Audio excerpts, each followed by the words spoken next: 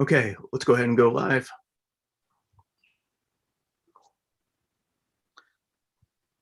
Okay, so first off, I just want to welcome everyone to the first in a series of featured speakers for the newly formed Themed Entertainment Engineering and Design Club here at IUPUI.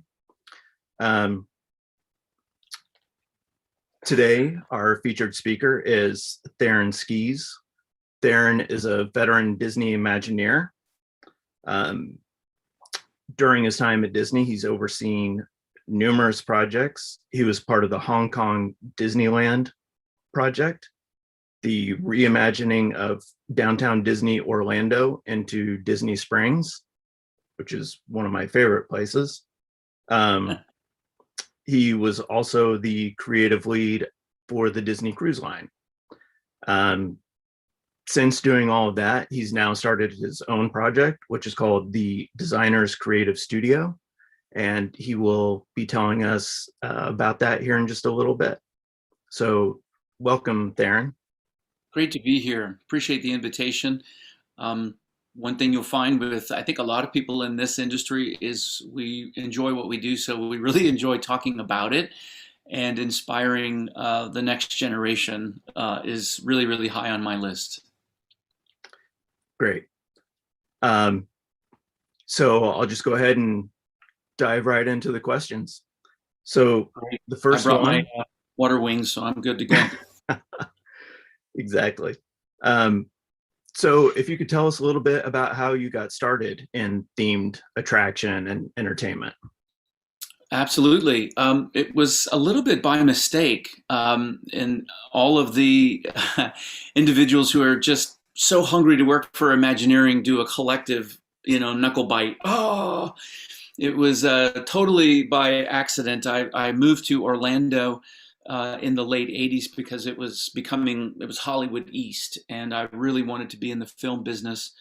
And that came from the release of Star Wars, what we now know as A New Hope, Episode 4. That came out in 1977 when I was 10.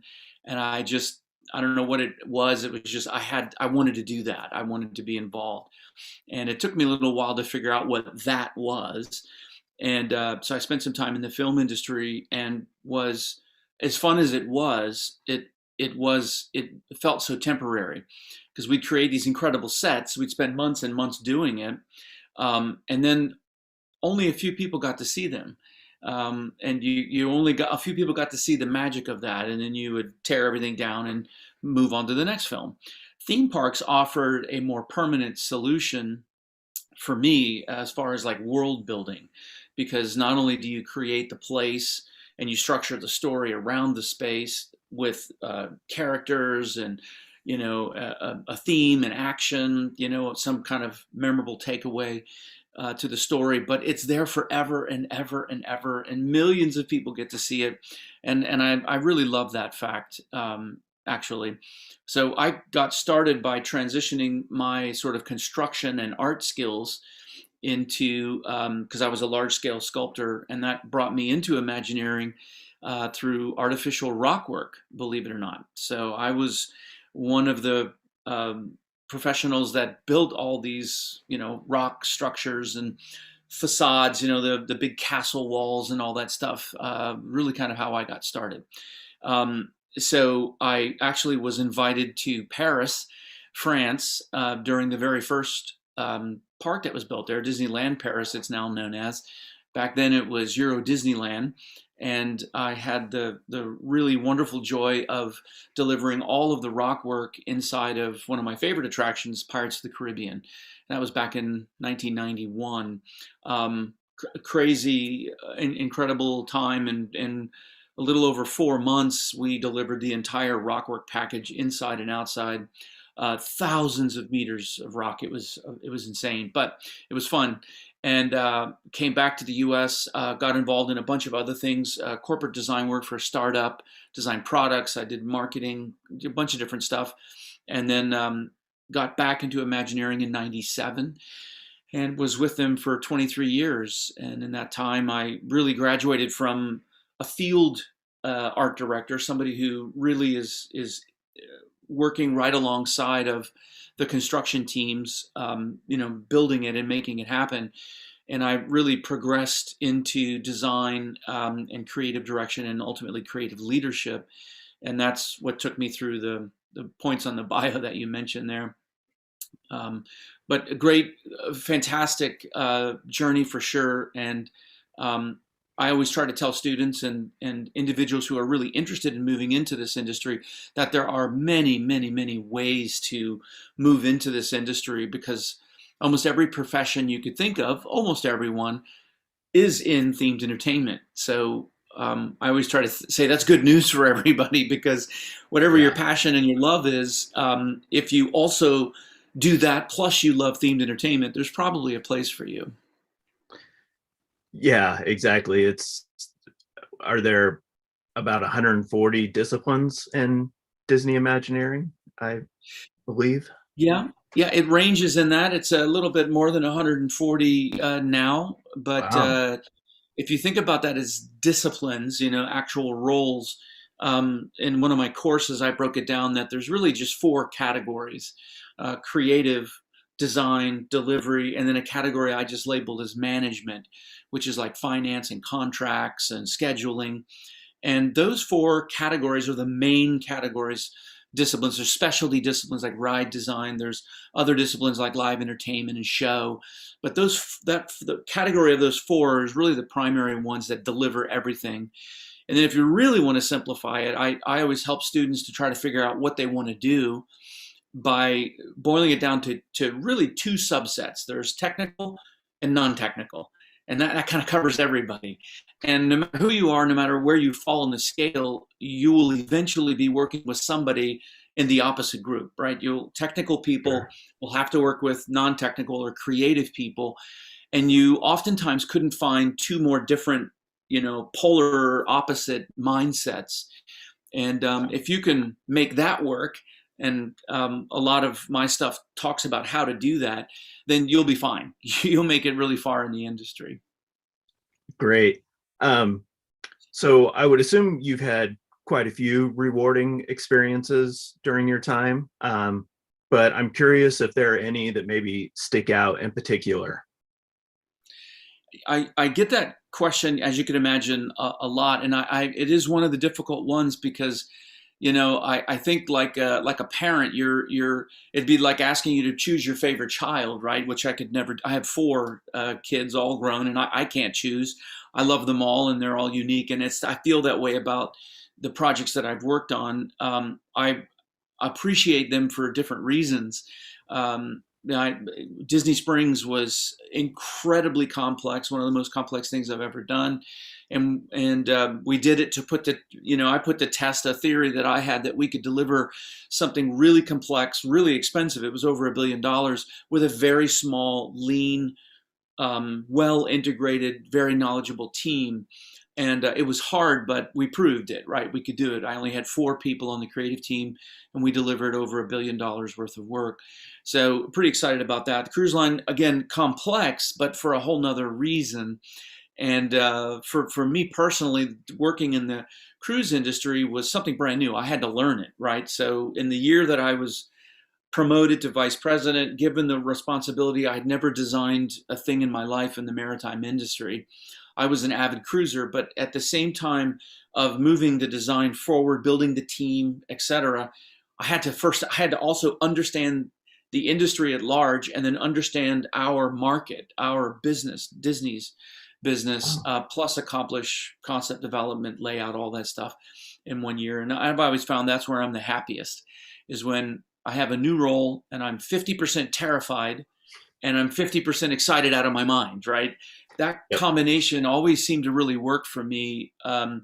Getting parachuted in behind enemy lines in your underwear with a fork, is kind of what it felt like. And I love that, because you're intensely focused on getting it right and on learning. And that's kind of what it was. I think one of my favorite attractions that I ever worked on was Tower of Terror. I worked so long on Tower Orlando, built Tower in Paris, and then did quite a lot of work for all of the Tower of Terrors in the world. We change the ride vehicle, change the seats, and I creatively led all of that, which was awesome.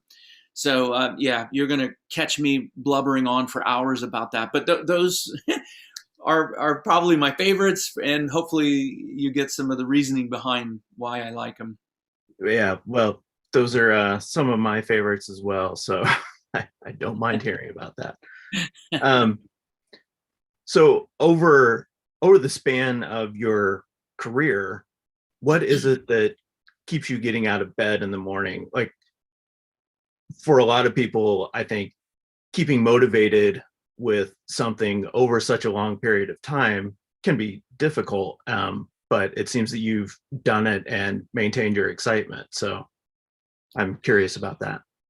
It's a really great question. I get asked a similar sort of maybe parallel question from a creative perspective. A lot of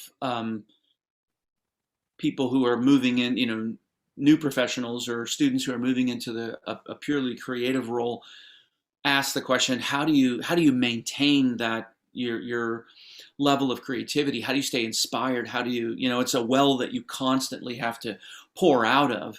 And I know from all of the time that I've worked in the industry that art, when focused and really put together in a very ingenious way, can be like a science in that way, where it's the mix of paint, it's the collaboration of the music people, it's that and the other thing. And then saying this back to the technical folks is that technology and science, oftentimes, when really put together in such a harmonious and beautiful way, can look like art.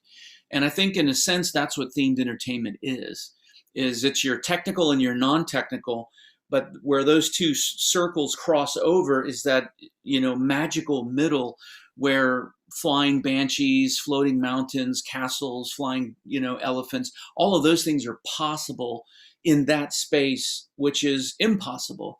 And it's only when you have those individuals who are stretching themselves to into new territory can you realize something really truly magical. It's if you sit back and think about it, it is a really tall order to deliver something that a human being alive today in a developed world, I mean, right, in one of the developed nations, can really be genuinely awed, who can really be genuinely like, wow. And the reason I say that it is, and I say this with love and respect because I'm the same way, is we're all jaded, right? Every Blu-ray we buy has got 6 hours of content on how to do it, right? There's Yeah. free videos at your whim. You could spend an entire week watching free videos on a particular subject and never see the same one twice. That certainly wasn't my childhood or even my young adulthood. And yet I still found a way to learn and to grow and explore in that way. So it really takes individuals who are pushing and innovating and just naturally curious, never being really satisfied, but pushing ahead. And I lay all that as groundwork for what excites me about the industry, problem solving. And in a sense, that's what we're doing. It's design. And there's an artistic side of design, and there's a technical side of design, and there's a business side of design. Art doesn't really have to make money. Design has to make money, otherwise it's not living up to its definition, right? So Yep. for me, I love solving problems. I love working with the client, understanding where they want to go, really dissecting it, and then building an entire plan with an entire group of pirates and radicals and innovative thinkers and disruptors who create something that's never been done before. And it tips the scales of the business. It tips the scales of emotional connection. And you stand back after years and years of sweating it out, banging heads together, putting Band-Aids on your scars, putting your arm around, the person that you were arm wrestling with just yesterday and moving through it. That I think I love the most, and will probably always love it until I'm not able to, which will mean I'm in the ground, right? So I do it as long as I can. That's great. Yeah. It seems like it's a career that you could definitely stay in for a while. Um, so one thing that I really like is using, I hate to call it failure, but things that don't go right as learning experiences, and try to apply those lessons learned and use those later on. So I'm curious if you have any experiences of where something didn't go as planned, but you were able to learn from it and apply those lessons later on. Such a great question. You're 100% right. The formula that I try to teach and coach people on, and one that I live by myself, and that's how I discovered it, was I started to think through, how do I do this, right? And others that have already were smart enough to figure that out are going to go duh when they hear what I say. But this idea of learning, adapting, and implementing is really this cycle. And that if we're really doing life right, I think we're constantly doing that in our personal lives, right? When you have your first child, there's no instruction manual that pops out after the child's born and bloop, here comes the manual. It just doesn't exist. There's a lot of places to learn, but you got to go through a lot of stuff to figure it out, and a lot of those moments are crash and burn moments, right? It's the same in our professional lives. Learning something new replaces, augments, or evolves existing mindsets, existing paradigms, existing knowledge. And when our existing knowledge and things are challenged with something new, we have to adapt, right? We take in the fish and spit out the bones. And then by that very adaptation, because of learning, our paradigm shifts, but we don't lock in that learning until we implement it. And the very course of implementing something new, there will be failure, right? Now that could be, I broke a nail. It could be, I fell off my bike. Or it could be, and I don't mean this to sound crass, but how many thousands of people died in airplane accidents before we learned about, before we put in all the safety features, right? When I grew up, there weren't even seatbelts in cars, right? I mean, there were no airbags. We rode in the back of open pickups, right? It was risky, man. But, that's how we learn. Failure is a part of learning. And sadly, that's not really celebrated much in our culture. It's definitely not celebrated in other cultures, but especially in ours, the desire to be young, be beautiful, be successful, be all of these things. There's no formula that exists that celebrates a range of acceptable failure. But anyone in history that you look at with any depth at all, even cursory study, that made any impact at all, even if you just took the 20th century, which is relatively small in comparison to the history of the world, most notable agents of change, of breakthrough, were noted by the amount of failures that they went through before they actually achieved it, right? And I won't even go into them, but there's tons and tons. So I think we shouldn't be afraid of failure. And as leaders, we should promote a culture of curiosity and experimentation, which includes failure. The important thing as a leader is to allow failure within a range. And you've heard it probably said before, but that's called failing forward, right? So it's not, oops, I lit the entire city on fire, bummer, sorry. It's, I caused a fire. We were all around witnessing this exploration, so we were very quickly able to put it out. Now we know this is flammable, this starts fire, that kind of thing. Stupid illustration, but you get the idea. A dialed in leader of any age, any gender, any background, doesn't matter. A dialed in leader is somebody who gives their team the ability to experiment and try new things. You'll never get to a breakthrough unless you have that culture on your teams. Yeah, that is very valuable information. So I'm going to kind of shift gears a bit here, and I'd like to ask how you see the COVID pandemic affecting the industry. Like, for instance, now, is there more importance on having connected virtual experiences? Do you see any signs of life now that we're a year into it? I'm curious what your thoughts are on the pandemic. And it's a big open-ended question that relies a lot on subjectivity, because all of us who are on this call, I'm sure, would have various filters in our own life that would contribute to how we would respond to that question. So I try to answer that question with a mind looking to the past of my 30 years within an industry, and then looking at the trends and signs of what's going on and trying to project into the future. It's an audience that I'm very, very familiar with. So that, I think, gives me a level of expertise and the ability to forecast with some, validity, with some fidelity. And that Yeah, doesn't I promise necessarily, we won't hold yeah. you to any of Oh, no, this. no, it's not a cautionary thing. I'm just basically suggesting it as a methodology. Yeah, Opinions are a dime a dozen. You just go to different channels and on TV, and you'll get your fill of them. What I was trying to explain is that the position by which I'm going to suggest this comes from a certain level of expertise, definitely. in a non-apologetic way.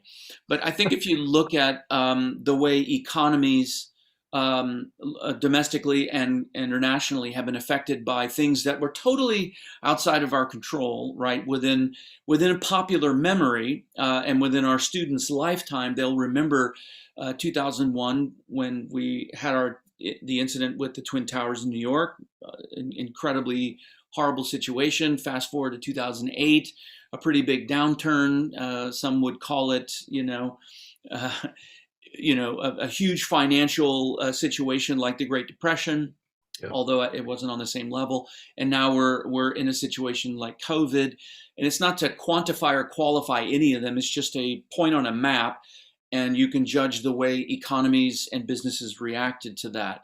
I happened to survive layoffs on the other two. I didn't survive the layoff on this one, and that's just the way that it goes sometimes. I think that we have learned something every time that happens. That the industry itself, themed entertainment and lodging and hospitality in a big lump, are completely 100% dependent on travel, right? On the populace, the audience, of having time and available cash to spend, right? Those are two big things. And then Yeah. what the pandemic has taught us is, of course, if there's this general sense of unease, like I could catch something that could kill me, or worse, I know people in my circle of family and friends that have been affected by this. Some with devastating consequences. It puts a level of concern and fear in us that we won't travel. So certain industries just imploded on themselves. If you look at the themed entertainment industry, I don't believe at all that it's going anywhere.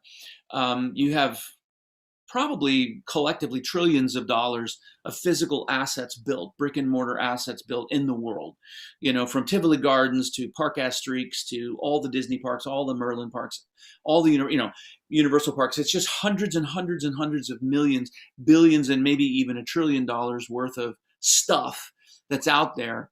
And you have a bunch of people that have been locked down, right? So there's a pent up energy to go enjoy.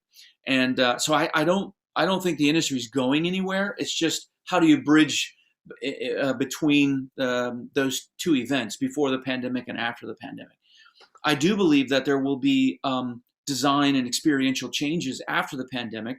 Whether the risk of infection or not is still as high as it seems to be in some areas, or whether it is a mental impact on people who now just want to be more cautious.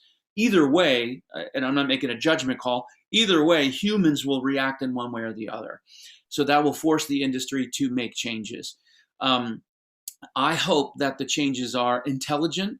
I hope that the changes are practical and move the needle, right? That are so in other words, like touchless technologies. That to me seems like a practical way to do it. Paying somebody $30,000 or more a year with a thermometer to point to your forehead where you get false readings in Florida because it's 100 degrees outside and your forehead's Yeah. 100 degrees.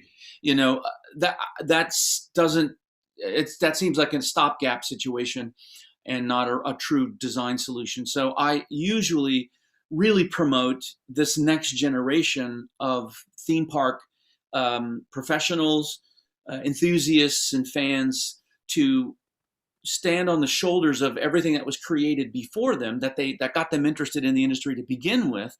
Yeah. Take the knowledge of what is around them in the world, learn about it, adapt it, and implement new solutions that don't destroy story in the future. That's kind of my hope.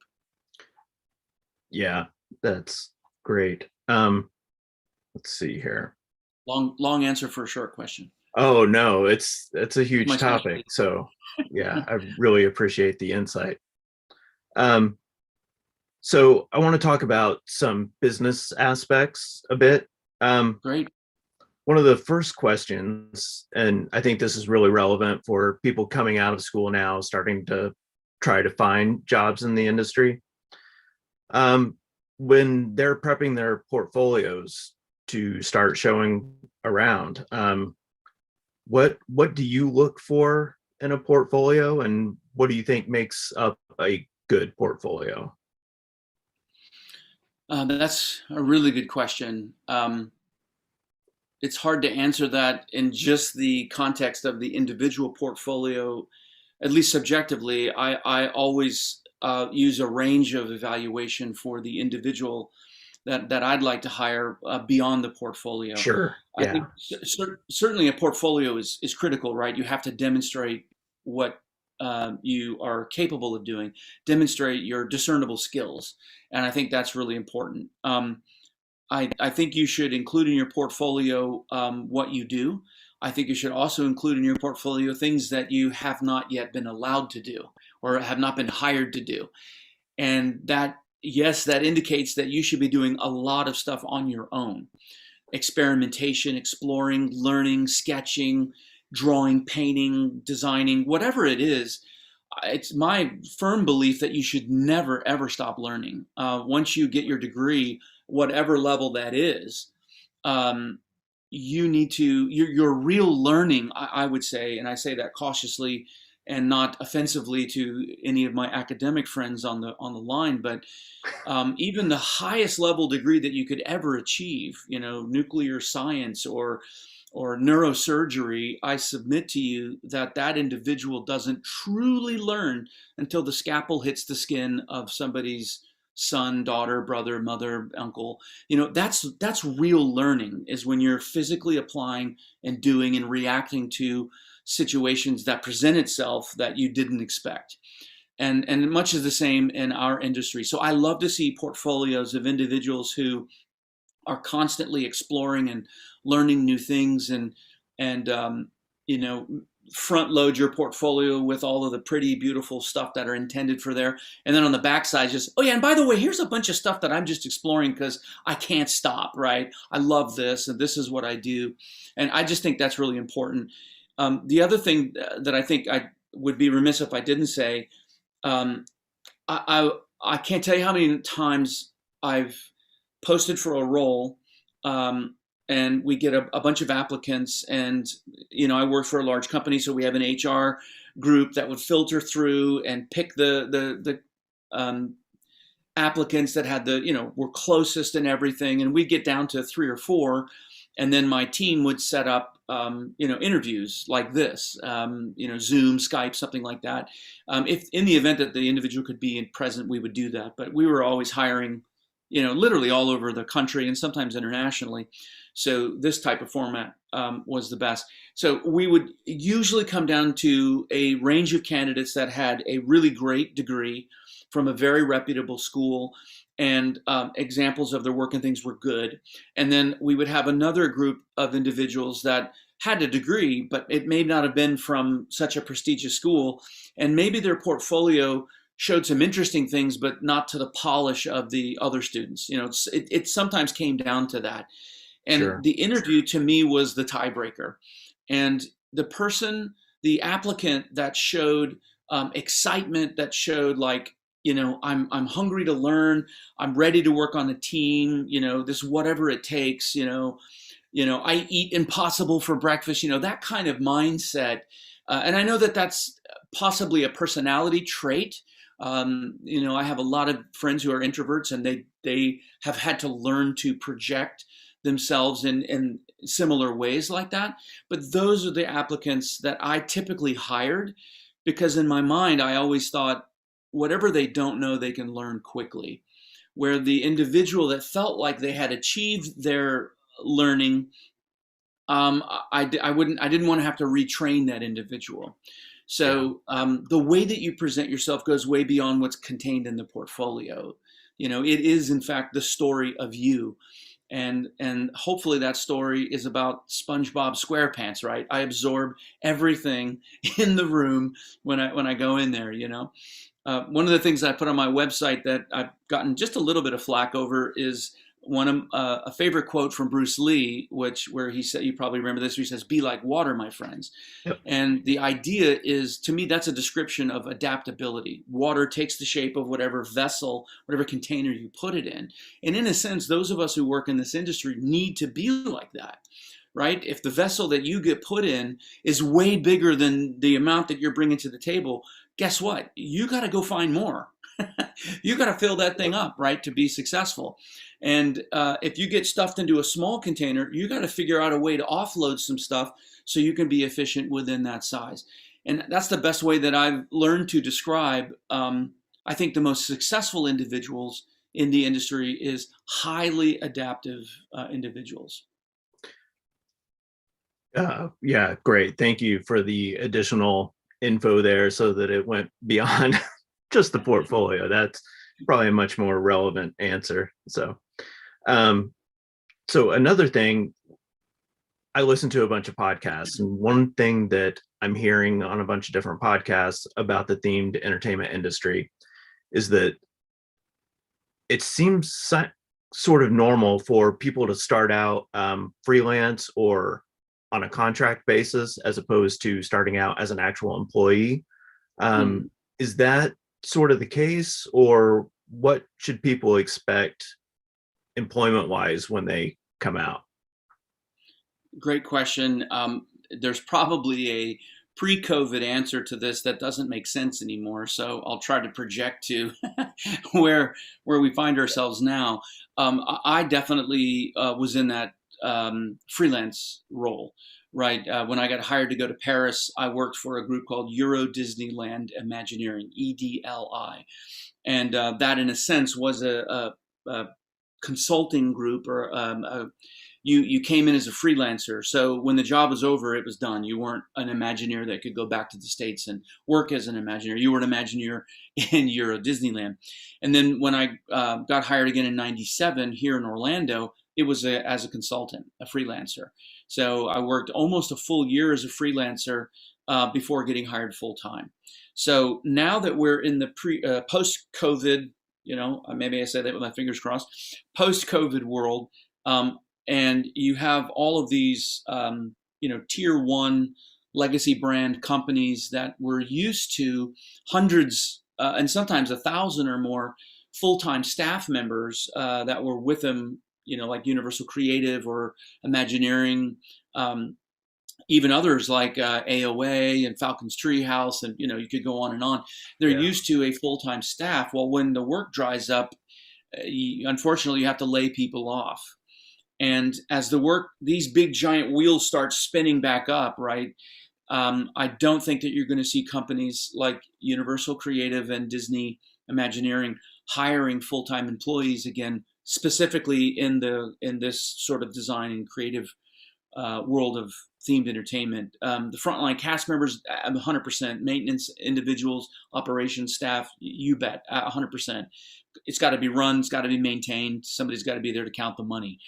But building new things, I think that they're going to take their time. And my prediction is that a lot of that is going to be done through freelance. Now, the reality is that the millennial generation and Gen Z are probably more equipped for freelance than any of the previous generations, right? The boomers were of the uh, uh, Henry Ford era, right? Where grandpa worked for Ford, dad worked for Ford, I worked for Ford, my son works for Ford, my daughter works for Ford, right? That was that mindset. And everybody had a pension, everybody had a 401k, and that was the way life was. Gen X, my generation, punk rock generation, it was question authority, and so freelance was a big thing for us. But a lot of us, when we started having kids, we wanted stability, so we went to the corporate life. Now you can't even work anywhere where you would get a pension. Nobody's getting it, Yeah. right? So I'm thinking about these generations of, I say young people just because I'm in my 50s, but that when you look at the millennial generation and Gen Z together, that is a huge part of the workforce, and they big part of the consumer force, spending power. Well, they're so well equipped for freelance life, in a sense. It may not be ideal, but the reason they're equipped for it is because there's no greater instant gratification kind of world than that, right? You Yeah. push a button, you get a reaction, right? That is those two generations, and freelance is that way. Now you got to hustle, you got to network, you got to look, you got to search, and it's not easy. But the reality is there aren't very many corporations left on the face of the earth that will take care of you for 40 years. Even me, 23 years at Imagineering, I always had the mindset that it was about my individual value in the marketplace, not my value to the company. Because even at a senior executive level, you can be laid off, right? Even in a Yeah. project that you built, you added value, and it's still going on, you can still lose your job. So I think if you any young person, young professional that's moving into their career should have that in mind. Not to the level of piracy, right, where somebody's offering me a quarter more an hour and I'm going to jump ship. You have to really play it smart, right? Never burn a bridge. That's just what I say. Even if you're working with the world's biggest jerk, you know, you can't burn a bridge, because it really is a small world after all, and you would be surprised, you know, the way people talk about you when you don't know can be a really great thing to get you other roles. So Yeah. I know I threw a whole bunch in the basket there, but freelance is a reality, and it's going to definitely be a reality for this industry. I believe for the foreseeable future. Are people getting hired into full-time roles right now? Yes, they are. I think the majority of people are going to be freelancing, especially when all the engines start back up, because the companies are going to be too concerned to bring on full-time people. But I think that's a great thing. I don't think that should be looked at as negative. Requires a little more work, but it gives the individual uber flexibility. Yeah. So along those lines, um, with more freelancers, do you see that as an opportunity for it not necessarily to matter where you live? I mean, do you see opportunities for virtual jobs, that sort of thing? I think there will be a level of that. Absolutely. That's one I'd like to look at it as a benefit that happened from this pandemic, right? Is that we as a people leaned into technologies that we only maybe tertiarily used before. Now it's become much more of a primary way for connection and for doing business, and companies can't deny that, right? Companies are now questioning, why am I spending $1 billion I'm making up a number, $1 billion a year on facilities, on taxes for that facility, on parking for that maintenance, air conditioning, blah blah blah blah. I Yep. got to buy furniture for all these employees. I have to buy computers. Now I got to buy an IT person. Where if you're at home, it's your mortgage, right? That's your internet payment, and it's your computer most likely. So I think that it's undeniable that that's going to continue. However, realize that when you're building a physical space, it requires physical presence at many stages in that process. So I think that you'll never completely get rid of that. I don't know if we'll see people walking around in spacesuits or not on project sites. I hope not. That'd be cumbersome. Hard to climb scaffolding that way. But I don't think that you'll completely get rid of on-site jobs. But I think that you'll see a lot more of the phases of projects going to virtual connection like this. I definitely agree with that. I see that. I see everything going in that direction to some extent as well. Um, I think it does. If I could just hook on to that really quick, Alan, is yeah, I think if you know, even the people that I know, friends of mine that are still employed with Imagineering that are doing just this, right? They're working from their home, they're on active projects, lots of money, lots of complexity, moving ahead. They have more time on their hands now than they did when they had to drive to an office and everything like that. So yeah, what I think is interesting about that is it could produce a brand new type of working. Another friend of mine, former Disney executive, is out lecturing, and that was his primary role, is lecturing in creativity and innovation. Before, he could only do three, maybe four keynotes in a week, and because that was like flying to India and then jumping over to Australia and then stopping in the Middle East and then coming home. He could maybe get four, and that was a lot, right? Now virtually he's doing 8 a week. So wow, when you're nailing 25 grand, 10 grand a speech, and you're doing 8 a week, that's a heck of a lot better than 4 in a week for the relatively the same amount. So just as a mindset, that's there are efficiencies at stake here that could actually work in the employee's benefit. yeah, that's a great idea.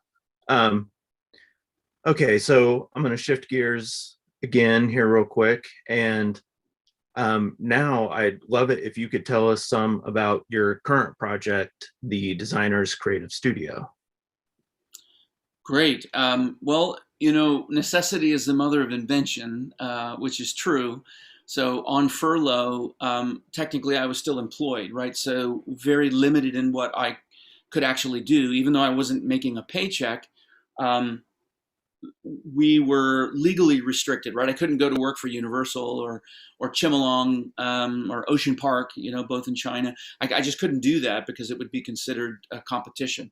That's not to say I didn't try. I had offers for those types of work, and I, provided it to the company, and they basically said, not a good idea. So I started a company to teach and to coach out of primarily, and that's what I did: lecturing, SCAD, Ringling, working with Christian at IU has been a blast, and just kind of moving that along. When my employment officially ended in December, I was already prepared. I had an online course all set up, ready to go. 8 sessions, about 5 hours. Really everything you need to know to work in the themed entertainment industry. And I launched that January 1. And that's been kind of fun. But also in January, I moved into more of, I shouldn't say moved into, I started marketing myself from a consultation standpoint and have gotten a few clients that way. And then also moving into virtual keynoting. And the reality is that there's just a lot of things I like to do. So Yeah, I like to kind of be involved in a lot of things, cast the net really wide. And I remember a moment where I started getting a lot of requests and things. And I turned to my wife and I said, "Oh my goodness, what if everybody says yes? Then what am I going to do?" And she's yeah, like, "Well, then you got to hire some people, right?" So that would be the best case scenario. So I get that's pretty much my company. I say that I really one of my goals with the company is to educate, inspire, and guide the next generation. I really want to do that. And I've had a lot of fun with my coaching services, helping literally everybody from students who are looking to take that academic knowledge and really tailor it to work in an on-the-job career, to professionals who are saying, you know what, I need to pivot in this role. How do I do that? I just want some insight into the skills that I have. Where could they be applicable in other areas? And then all the way through to a president of a company, who he and I become friends.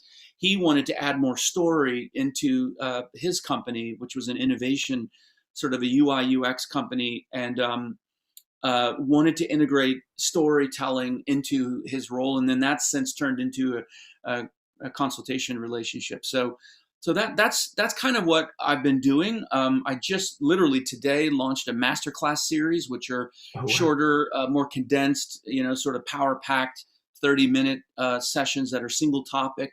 And I'm going to look forward to try to crank those out as quick as I can, so people can just do a quick hit and kind of learn something along the way. An affordable way to do that. So that's kind of where I'm at. Month 3, so it's just first quarter.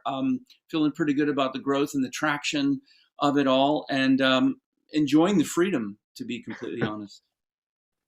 That's great. I'm happy to hear the master classes. I'm definitely gonna have to check those out.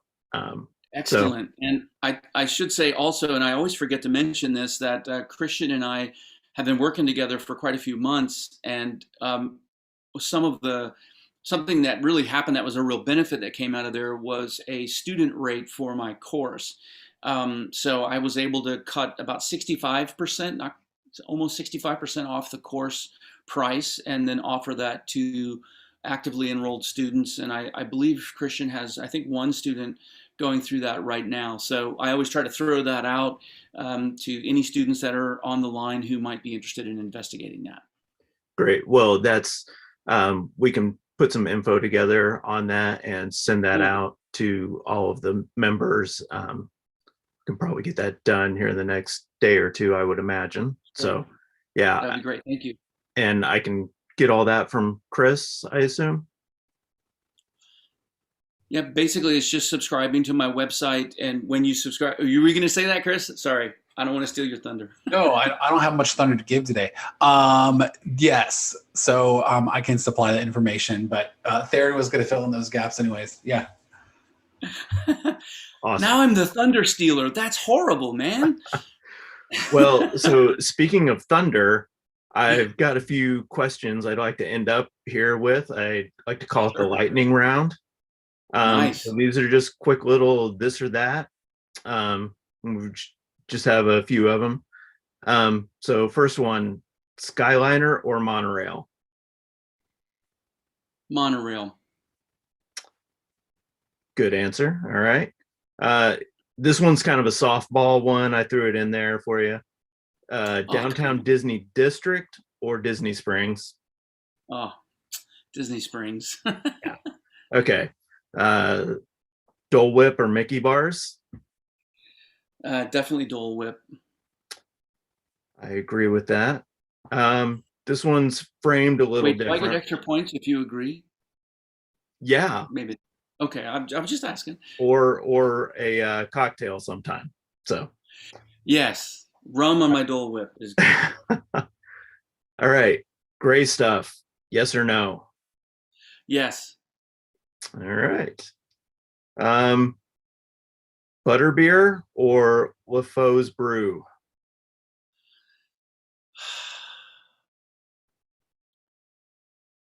I'll say LaFoe's Brew. All right. Simply because I haven't had butterbeer yet. It's, I think they're both good, so can't really go wrong. So as far as the Q&A or the questions for me go, that's it. Do we have any questions? Is there a chat going on YouTube? Or so in this Zoom room, we have the other leadership from the club, and if you guys have any questions, feel free to shoot those out now. Please, that's my favorite part of any time with students. I have a question for you. This is probably more of a little bit of a personal nature. Could you be willing to share with us either like a quote or a book or a movie, an experience even? It could even be a mentor. So you have a variety of options there, just something that made a profound effect on you that maybe keeps you going or still inspires you through all of the changes you've been through. Wow, that's a really good one. Well, first I should say that balance with my family is probably the most important thing to me to help weather the craziness in the business world, right? Even when there wasn't a pandemic, 60 hours a week and traveling to multiple countries, it gets wearisome. So I do rely on my family a lot for that. And I always like to tell, especially new professionals, that, you should really look at people. I always want people to know me for who I am, not for what I do. I think that is really, really important. And then personally, I find having faith in God is what has gotten me through some really tough situations. Belief in my God and a higher power is the thing that keeps me balanced and keeps me moving forward. And that's never steered me wrong. Great question. Awesome. Okay, we have one from YouTube from Alyssa Lloyd. She would like to know, what is your favorite attraction that you have worked on? Favorite attraction I've worked on? Well, I think I said before, I'm a huge fan of Tower of Terror. I love the feeling. One of my favorite things of all was going into a classic attraction like Tower, where everybody who's ever ridden it or heard about it knew that you were going to fall. There was a drop, sensation and all the emotion associated with dropping, which some people have very strong emotions. And by changing that up, and one of the profiles that we created, actually the elevator went up first. I got so much fan mail on that; it was unbelievable. But I love doing that, breaking norms. Doing things that are unexpected. So Tower of Terror was by far the most fun attraction that I worked on. I think the attraction that I have experienced that I love the most, and now keep in mind I haven't been to Shanghai yet, so there's a couple there that I would really love to experience myself. But so far my favorite attraction is the Temple of the Forbidden Eye at Disneyland in California. That's the Indiana Jones ride, and it's by far my favorite. It's just insane for a million and one reasons. But if you haven't been and you can, when Disneyland opens, I would highly recommend you go enjoy that attraction. Absolutely. Great questions, by the way. Okay. Anybody else? Yeah, I actually have a question. Okay. So mine is a little bit about inspiration as well. And I know there's like a lot of research that is done on guests and target audiences for Disney. I mean, I've been there and answered surveys from cast members too. But I was wondering if you like ever personally went to the park itself to get inspiration, like as a guest. Did you talk to them or observe what they were doing? That is a great question. First, you should know that from an Imagineering standpoint, we aren't allowed to wear our name tags or our badges when we're on stage, right? There's a whole bunch of reasons for that. One is typically we're not trained. So if somebody said, "I'm sorry, but where's the bathroom?" An Imagineer might say, "I don't know, I don't care," and keep walking. And that, of course, would be a terrible reflection on the company. Also, we don't have to meet the same grooming standards. So I don't know if you've ever seen Joe Rohde's earring, but that gives you an idea of that's way outside of what they call grooming standards. So we don't really do a lot of talking with guests in an official capacity. But I don't think your question was about that. I really valued working in Orlando and sort of growing up in my career with Imagineering in Orlando. I've always been based here, even when I lived overseas. My home base office was here, and what I highly valued about that is that we are literally embedded with the operator. Right, we are side by side, 365 days a year, working within the operation. So you're 100% connected to your audience, and you're 100% connected to the product that you're producing, which is experiences, right? So you really get reactions right away from guests. And so I always do that. Like if we're working on an attraction and we just open it, I go and ride the attraction with guests. In Hong Kong, I took my whole team that were fairly new to Imagineering, only 3 years or so with 5 years with Imagineering. So one of the things we did was we got wheelchairs and we went through the park in wheelchairs, and that did two things. One, it's what would life be like for a guest who is handicapped and is confined to a wheelchair or has limited mobility, and how do I navigate around? But the other thing is it gets you at the eye line of a child. right? As adults, when we reach our adult height, right? Even in our mind's eye, when we're imagining a space, we do so from our height.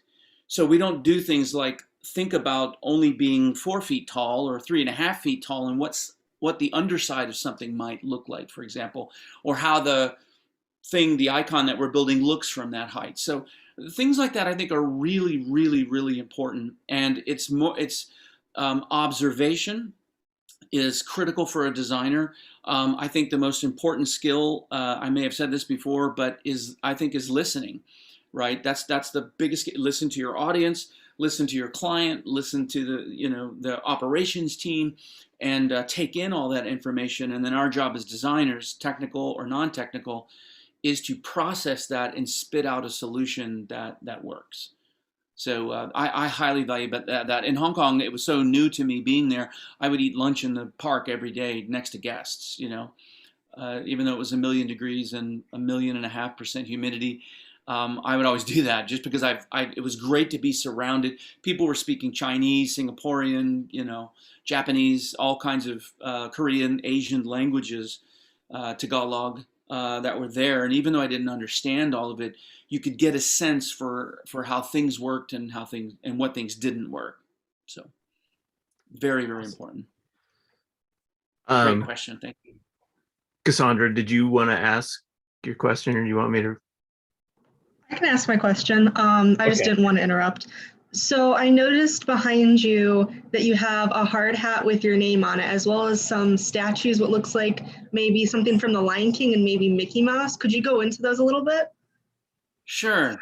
When you're with a company for as long as I have, you end up with a lot of junk. I should be more reverential. It's not really junk. So the Lion King statue is what you get after 20 years of service. It's Simba. Oh. So the company's really great about recognizing service milestones. The Sorcerer Mickey here is 15. And I have various things. The hard hat here, the brown hard hat with my name on it, is a very specific Imagineering sort of symbol.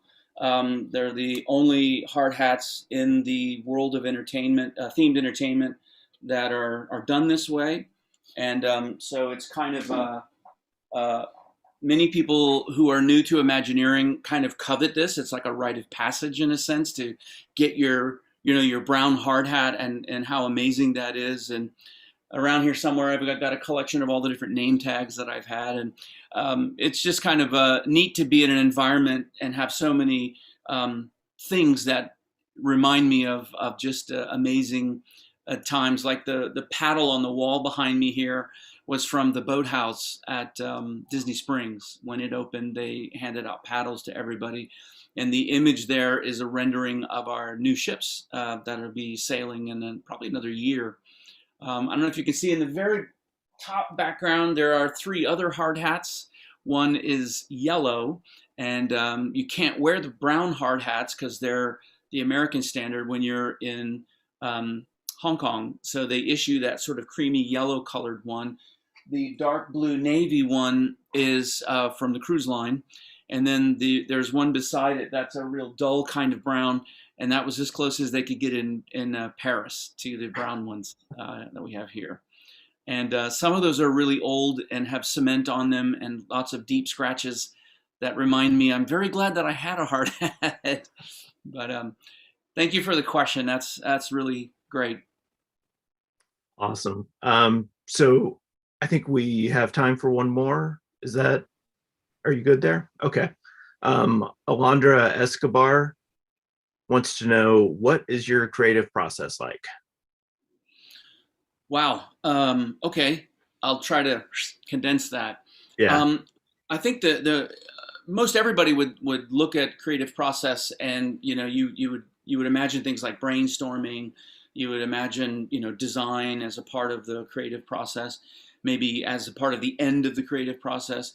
But one of the ways that I teach is that we should, before we begin, we always need to go back and do what I call swim upstream, right? If you sit down with the client and the client hands a whole book to you of, here's our program. It's this many seats in the restaurants, this many attractions, blah, blah, blah, blah, blah. Here's our program. It's really important to go back and just evaluate, what it is that they want, to make sure that you're not just going blindly off the information that they handed you. Nobody knows your job better than you. So you know the things that you need. If you're a graphic designer, if you're an engineer, nobody knows that except somebody else in your field would know what to ask for. So if you swim back upstream collectively as a creative team, or a team that's embarking on a design process, you can really find out what it is that you need to know. That way you will have the appropriate criteria to solve the problem. Architects and engineers know this, right? You can only do so much with concrete, wood, glass, steel. It can only bend in certain ways. And creative guys like me are constantly pressing engineers to push steel to do something else, or to, create floating mountains. Well, how do we do that, Joe? We have to actually prop them up with something, so we're constantly pushing the boundaries of known quantities like that. So in the process, I always start off with, let's answer these questions, right? Where is the thing being built? What are the, certain objectives that you have to have? What are some really important things about the physical site? Three basic things that I always look for is the brand. What's the client's brand? What's that brand's audience? And then what's the client's business objective? So those three elements to me are the most important. And there's other things like, conditions. If you're building something in Paris, it's very different than you're building something here. Building codes are different, language, culture, just you can start filling out all those blanks. And your design process will be slightly different because of that. But if you know those three things, you can then create a story that encapsulates those three things and delivers on all of them. And that's kind of my process. That story, think of Disney Springs, right? That story, the client will buy into, because that's the mechanism, the vehicle, if you will, that delivers on the brand equity, that delivers to the audience that is specific to the client and that particular brand, and on the very specific business objectives, right? We have to make this much money. We need to host this many people, et cetera, whatever those business objectives are. The story is the way to deliver that. So your client buys into the story. Yes, I agree. It's a small town that started and grew into this, beautiful town that it kind of outgrew itself.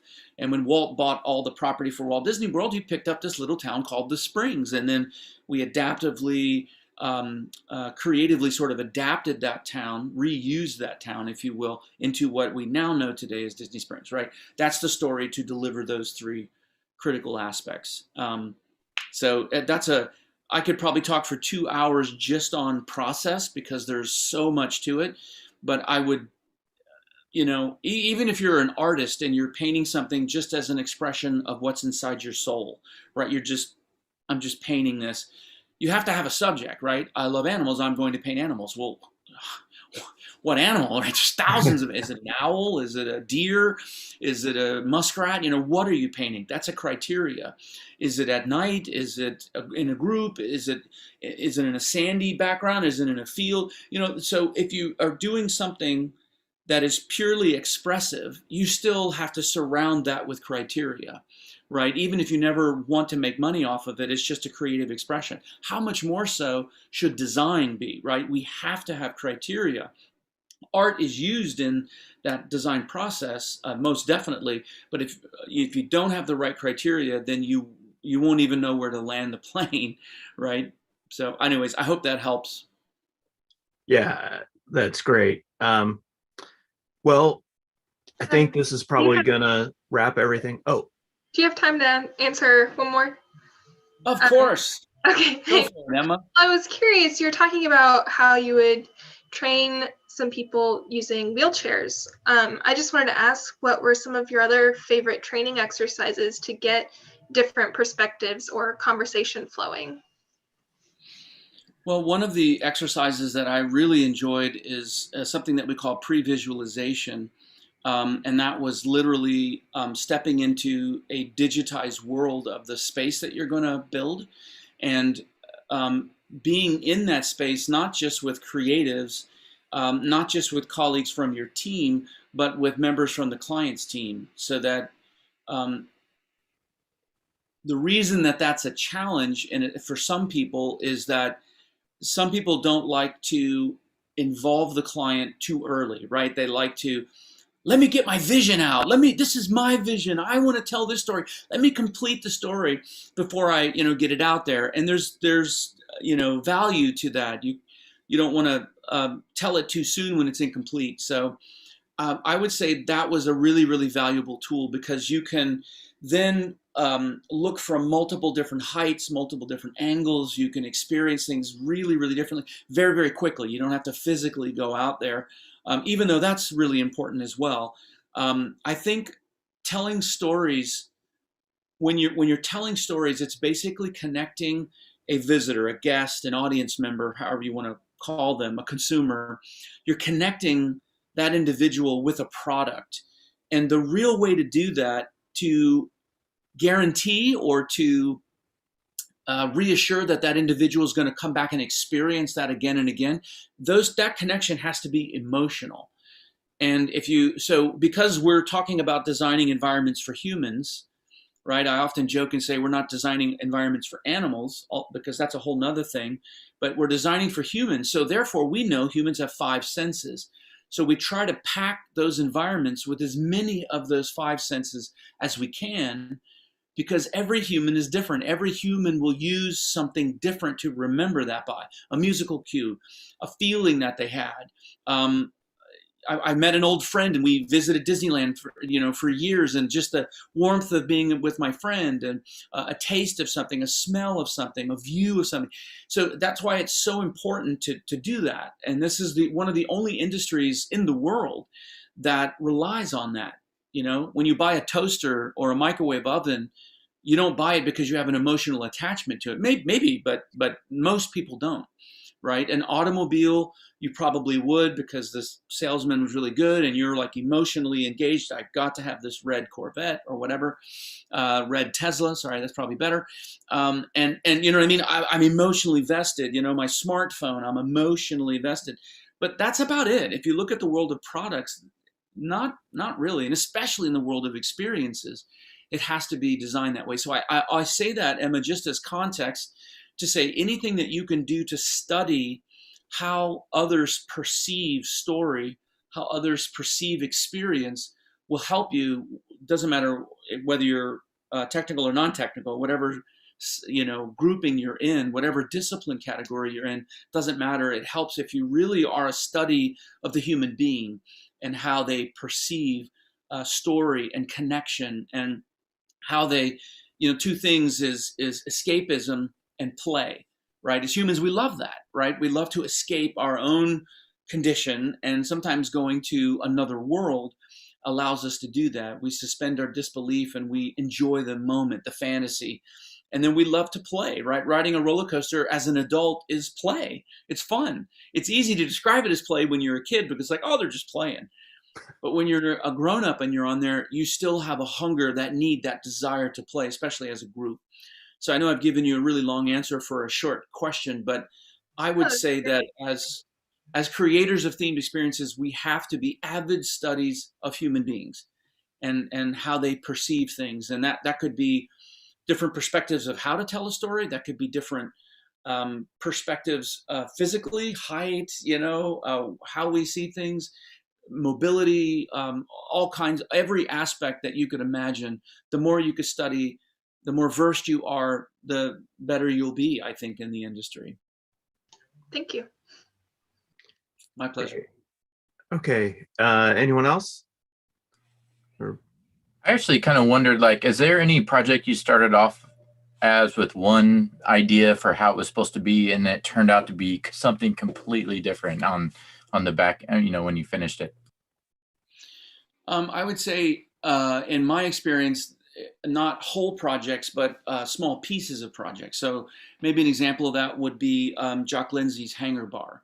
When we started, we knew that it was a Disney owned and operated venue, and we knew that it was a bar/lounge, right? We knew that it wanted to be like the bar behind Alan, right? Very interactive, very immersive, story driven. And so at the time, we were, my team and I were coming up with a bunch of ideas with invented invented characters. And the reason we did that is because we believed that we would not have the approval to use like Indiana Jones or, you know, a classic IP like that.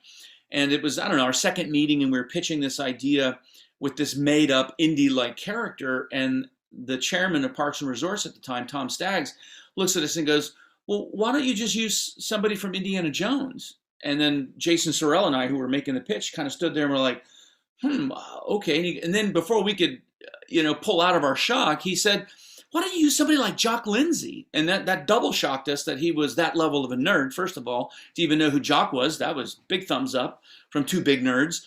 And so that was a shocker for us. And it really taught me a lot. You know, if I should swing for the stars, right? Right off the bat, coming out. We want Indiana Jones, and let them tell you no. So here we were trying to be all smart and you know, mitigate, and we knew that there were at the time challenges between Lucasfilm and Disney, so we just didn't even pitch it. So we were going down the path in one direction, and they, you know, changed us and moved us in a path that was actually ultimately way more satisfying, inventing stories from Indiana Jones that actually Lucasfilm adopted as canon. That was pretty cool. So any future stuff that they would do, they said they would lean back on some of the adventures that we created. So that was really good. Other types of changes I would reflect, Josh, would be, just going back to Disney Springs as another example, we were at CD level drawing, so construction documentation, right? That's drawings are done, approved, handing over to the contractor to build. And in our case, they were already on site doing infrastructure and building. Not what I like to do, but that was the reality. And at that time, at that estimate, we discovered, much to our chagrin, that we were 40 million over budget. Now that's a round ride, right? That's a sea ticket. It's not insignificant. So because we knew the story so well, and because we knew the design of everything so well, we were able to surgically go in and make decisions, many, many decisions that culminated in a collective savings of the 40 million. So you can't, I would like to believe, and I always challenge people, go to Disney Springs, and if you can see the saw marks of where we cut out 40 million, you know, please send me pictures. But I'm really proud of the fact that our team was really able to deliver on reducing the budget, but not significantly reducing the experience or the ability for that property to make money. So those are two change examples that happened. One really good, and one, oh my gosh, I'm gonna lose years off my life because of this. Yeah, that last one's pretty significant. Thanks for answering the question. Appreciate it. My pleasure. All right. Well, I think we'll go ahead and wrap it up now. Theron, we greatly appreciate your time and information. I think everybody's really enjoyed it. One thing I'd like to mention, if anybody is watching this that is not a member of the club and would like to join, you can go to cgt.iupui.edu/TEEDC. There's information there. We also have an Instagram account that's TEEDC.IUPUI. You can go there and find out information as well. Another note, hopefully early next week, we should be announcing our next featured speaker. So we're pretty excited about who we might be getting. It looks like there is one more question in the YouTube chat. Is that available? Yeah, it's great. Yeah.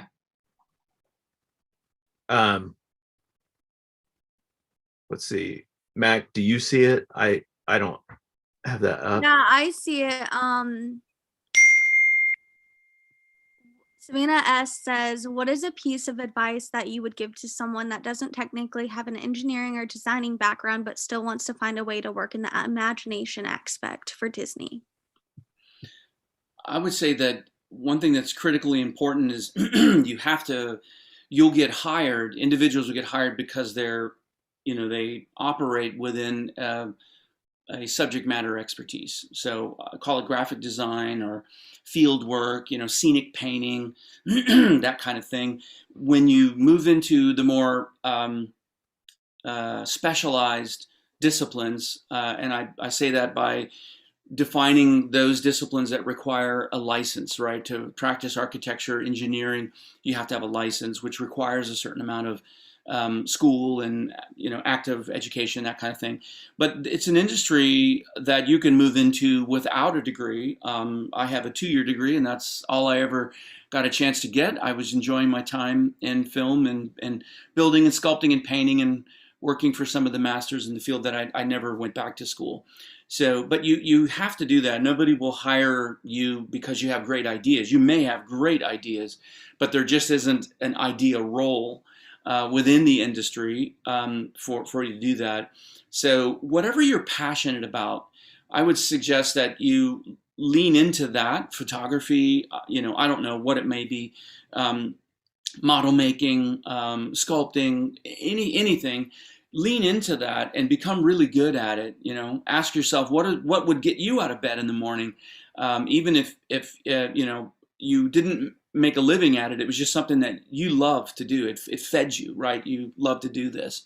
And then I would nearly almost always say that there's a role in the themed entertainment world, because it's such a vast world. There's so many different career opportunities. I would guess that anything that you are interested in, that space of imagination and creation and world building, there'd be a place for you. So I would learn all you can, practice. Whatever that is, I would do it a lot. I would practice it, keep a portfolio. And then the other thing is network like crazy, right? Connect to everybody that you possibly can.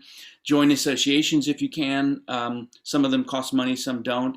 And then, work to stay connected. And that's kind of what I would suggest as a way to get involved and just never give up, right? That leads me to another potentially shameless plug. I don't mean it to be, but if you like anything that I've said, I have a lot of content that's out there between YouTube and Instagram, LinkedIn, etc.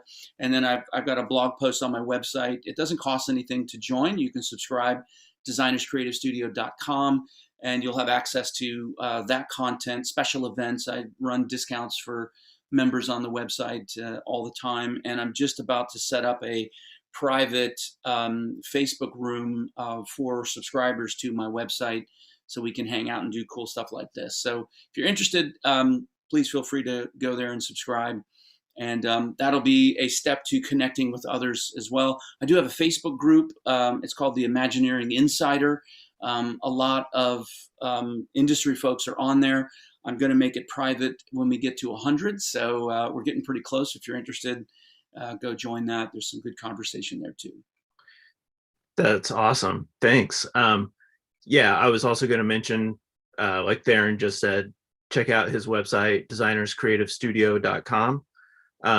For everyone who has already joined the club, we will put together a mailer and we'll send that out. We'll try to include links to all of Theron's social media, link to Designers Creative Studio, so you can definitely check out all of this later on. I can also say I didn't know who Theron was like 6 months ago.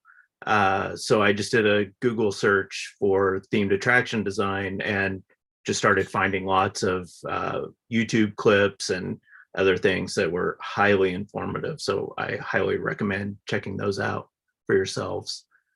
So I think that's it. Excellent. Thank you Well, very thanks for the much. invitation. Yeah, I really had fun. I appreciate that. Wish you guys all the best in your career journeys. Awesome. All right, Chris, if you want to kill the stream. Okay,